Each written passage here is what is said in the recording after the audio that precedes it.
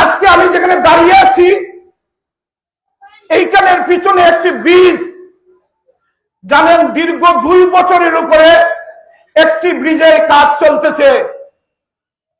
এটা উদ্দেশ্য প্রণোদিত ভাবে এই জগন্নাথপুরের মানুষের উপরে এটা করা হচ্ছে। বন্ধুরা আমার, একটা ব্রিজ হতে, এরকম একটি ব্রিজ হতে 2 বছরের উপর সময় লাগে।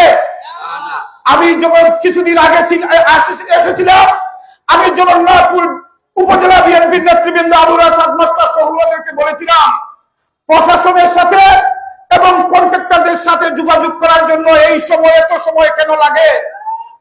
উনাদেরকে কথা দিয়েছিল টিআরও সাহেব সম্ভবত 3 আগস্টের মধ্যে এই ব্রিজ হবে।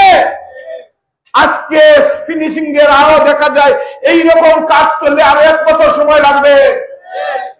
বন্ধুরা আমার, বাংলাদেশের মানুষ এই জগন্নাথপুর